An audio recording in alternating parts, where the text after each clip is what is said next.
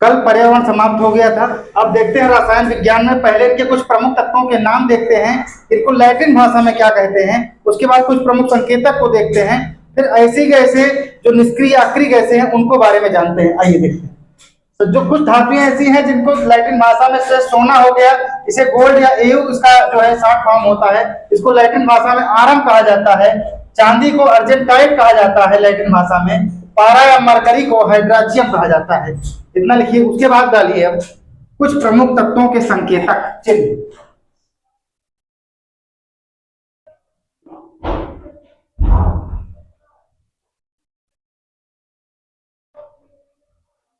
कुछ प्रमुख तत्वों के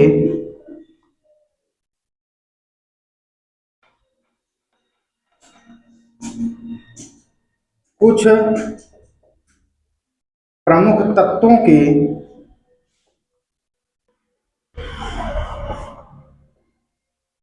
संकेतक चिन्ह,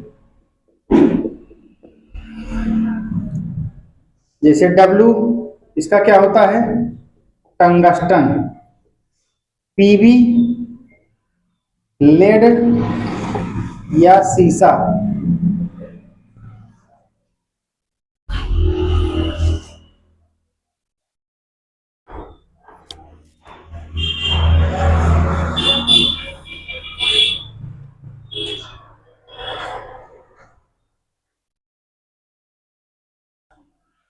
PT, platinum, platinum. CU, copper.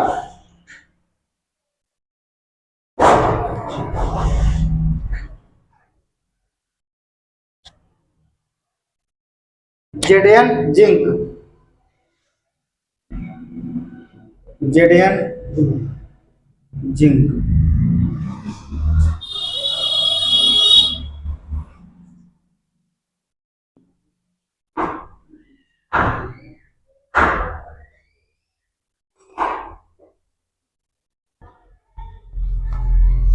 अब लिखिए, हेडिंग डालिए, अक्रिय गैसें,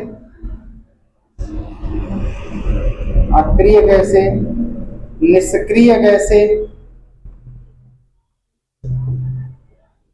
या नोवेल गैसें।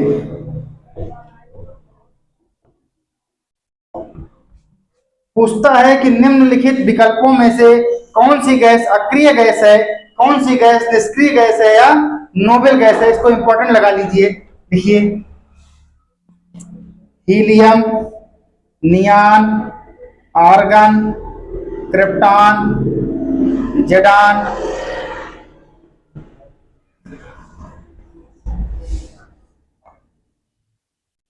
और रेडान। लिखिए, हीलियम, नियान, आर्गन, क्रिप्टॉन, जेडान और रेडान। इसको XN लिख दीजिए। ये हो गया हीलियम, नियान, आर्गन, क्रिप्टॉन, जेडान और रेडान। इसी में पूछता है कि निम्नलिखित में से कौन सी अक्रिय गैसें हैं। 3 अक्रिय गैसें नहीं रहेंगी, इसमें से 6 में से कोई एक अक्रिय गैस रहेगी जो विकल्प को सत्य करेगी। हीलियम, नियान, आर्गन, क्रिप्टॉन, जेडान और रेडान, कुल 6 प्रकार की अक्रिय गैसें या निष्क्रिय गैसें होती हैं। अब इसमें से कौन सी ऐसी गैस है, पूछता है कि जो वायुमंडल में पाई जाती है और जो कौन सी वायुमंडल में नहीं पाई जाती है। नोट डालिए।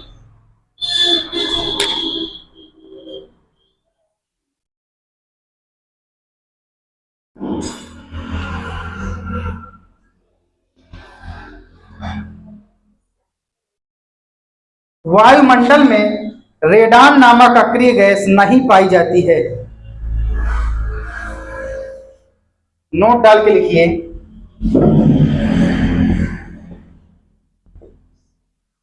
वायुमंडल में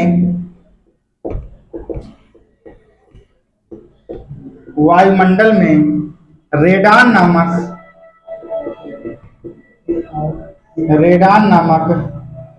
अक्रिय गैस नहीं पाई जाती है। प्रश्न बनता पाई कौन सी जाती है। दूसरा प्रश्न लिखिए, वायुमंडल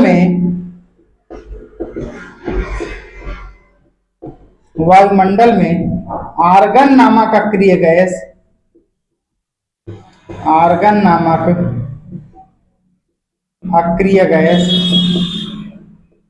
सबसे अधिक मात्रा में पाई जाती है।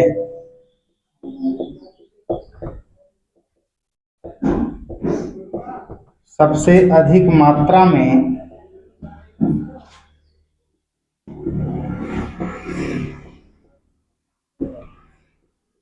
पाई जाती है।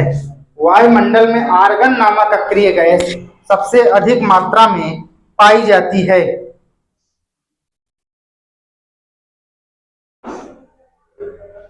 वायुमंडल में अक्रिय गैसों की प्रतिशतता, वायुमंडल में, तीसरा पॉइंट देखिए, पूछता है प्रश्न कि वायुमंडल में अक्रिय गैसों की प्रतिशतता कितने परसेंट होती है। तो लिख लीजिए, वायुमंडल में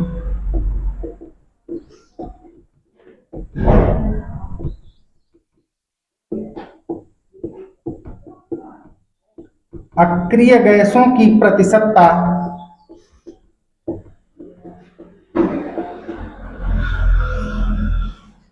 1% होती है।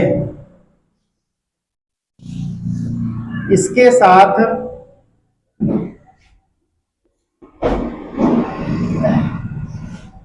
जलवाष्प भी शामिल होता है।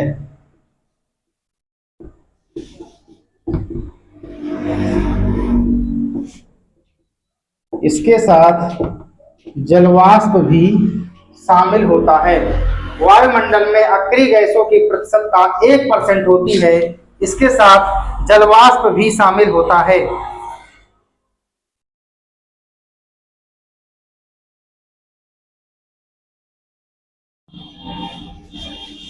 अब लिखिए, वायुमंडल में पाए जाने वाले तत्व, इंपॉर्टेंट नोट डाल के लिखिए।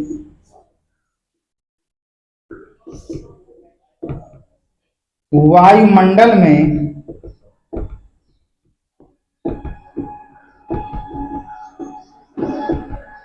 पाए जाने वाले तत्व, नाइट्रोजन कितने परसेंट पाई जाती है भैया, 78%। ऑक्सीजन 21%। कार्बन डाइऑक्साइड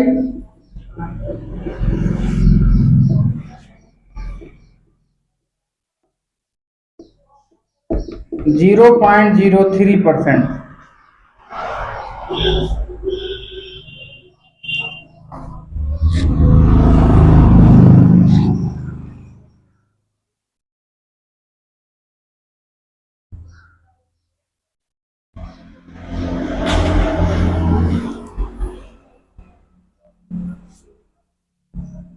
देखिए, अगला नोट डालिए, चौथा पॉइंट, विद्युत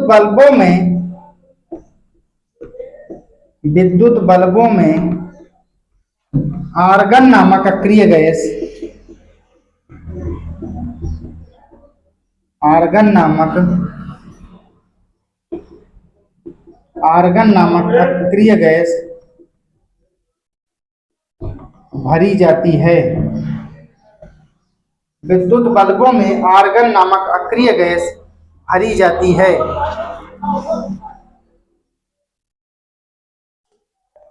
विद्युत बल्बों में आर्गन नामक अक्रिय गैस भरी जाती है।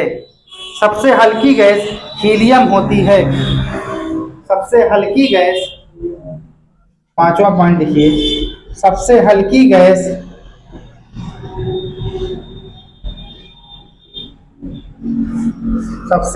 गैस हीलियम होती है, जो कि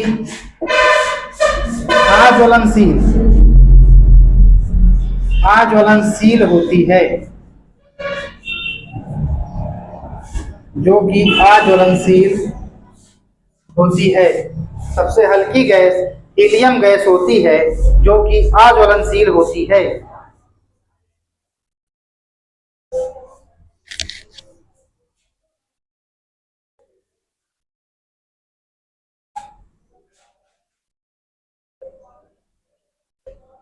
अगला पॉइंट लिखिए,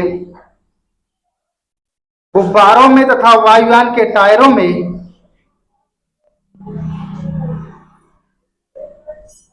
गुब्बारों तथा वायुयान के टायरों में, छठा पॉइंट, गुब्बारों तथा वायुयान के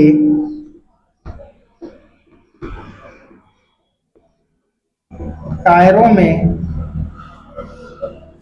हीलियम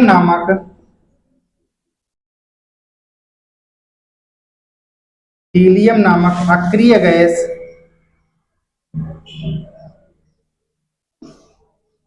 भरी जाती है।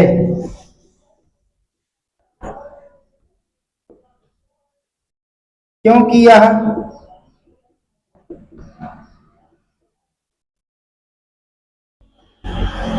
सबसे हल्की और अज्वलनशील होती है।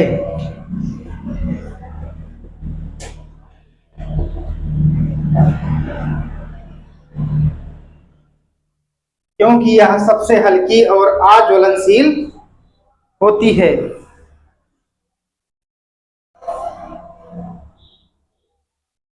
दमा के रोगियों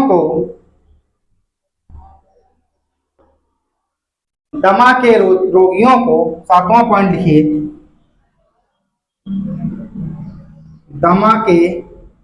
दमा के जो रोगी होते हैं, अस्थमा जिसको बोलते हैं, दमा अस्थमा, जो बायोलॉजी पढ़ा रहे थे बताए थे, दमा तथा अस्थमा के जब पेशेंट जब भर्ती होते हैं अस्पताल में, तो उनको कृत्रिम सांस देने के लिए, इसको लगाते नहीं ऐसे, उनमें कभी कभी उनको मुंह से खिंचवाते हैं सांस को, तो उसमें हीलियम तथा ऑक्सीजन के जो मिश्रण की गैस होती है, उससे उनको खिंचवा करके कृत्रिम सांस उपलब्ध कराई जाती है। उसी बात को लिख लीजिए, दमा के रोगियों को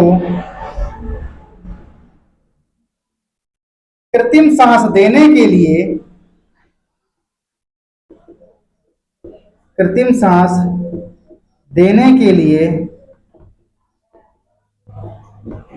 डॉक्टरों द्वारा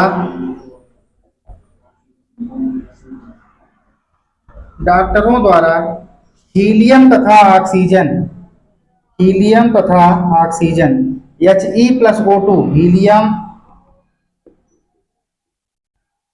तथा ऑक्सीजन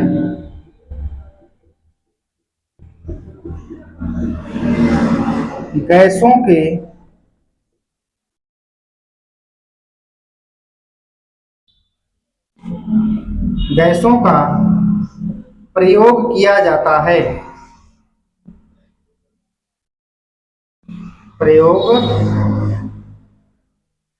दमा तथा अस्थमा के रोगियों को कृत्रिम सांस लेने के लिए हीलियम तथा ऑक्सीजन गैस का प्रयोग किया जाता है।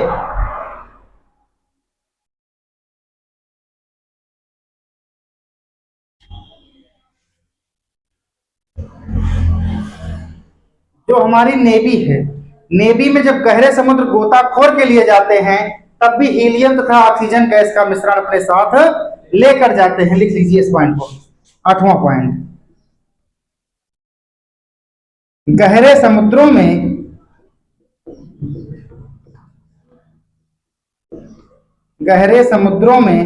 गोताखोर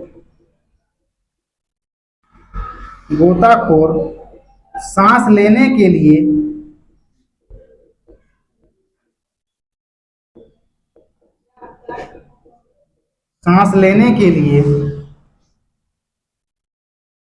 हीलियम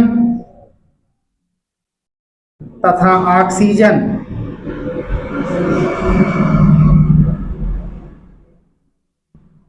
He+O2 गैस का प्रयोग करते हैं।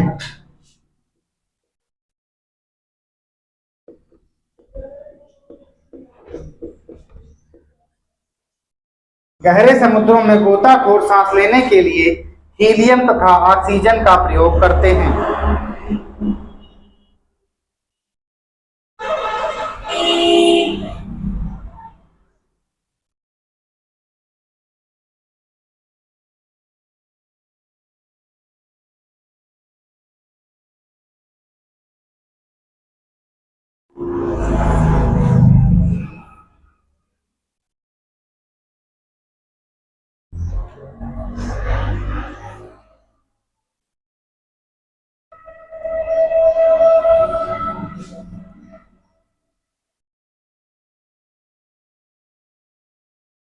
एक बहुत इंपॉर्टेंट प्रश्न पूछा जाता है, उत्कृष्ट धातुएं किसे कहते हैं। जैसे अक्रिय ऐसे निष्क्रिय ऐसे लिख लिए हो, ऐसे हेडिंग डालिए, उत्कृष्ट धातुएं,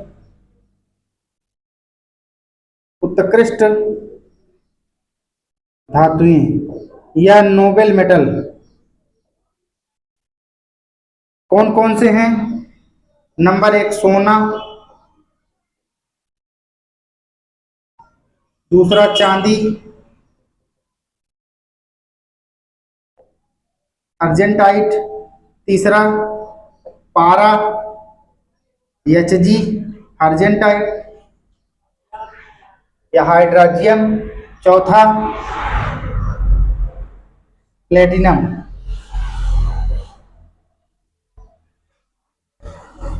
जिसको पीटी कहते हैं। हाँ भैया देखिए, पूछता है उत्कृष्ट धातुएं निम्नलिखित विकल्पों में से कौन सी है। तो हमारे पास कितनी धातुएं हैं उत्कृष्ट धातुएं? 4। कौन कौन सी? सोना, चांदी, पारा और प्लेटिनम। एयू या एजी और एचजी कहां से आया? तो अभी इसके पुस्तक तो लैटिन नाम बता के आए। सोना का जो लैटिन नाम क्या है? आरम है। आरम से इसका शॉर्ट फॉर्म निकला क्या? एयू, यहां से बन गया एयू। चांदी का पूरा नाम क्या है? लैटिन नाम अर्जेंटाइट, अर्जेंटाइन से क्या बना?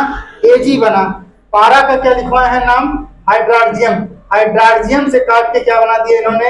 एचजी बना दीजिए। और प्लेटिनम का पीटी हो गया। सोना, चांदी, पारा और प्लेटिनम कौन सी धातुएं हो गई? उत्कृष्ट धातुएं हो गई। उतार लो।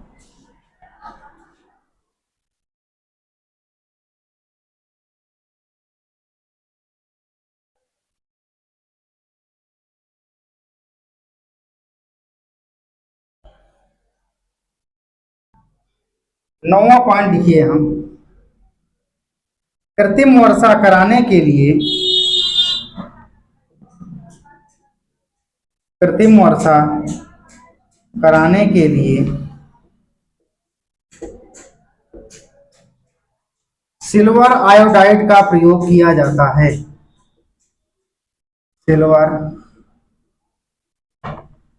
सिल्वर आयोडाइड का प्रयोग किया जाता है। कृत्रिम वर्षा कराने के लिए सिल्वर आयोडाइड का प्रयोग किया जाता है। चूहों को मारने वाली दवा में, चूहों को मारने वाली दवा में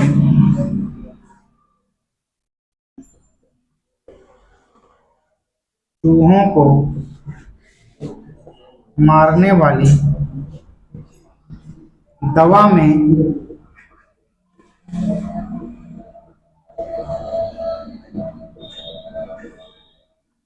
जिंक फास्फाइड नामक रसायन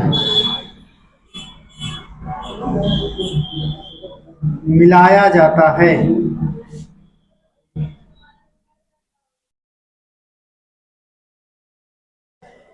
चूहों को मारने वाली दवा में जिंक फास्फाइड नामक रसायन मिलाया जाता है।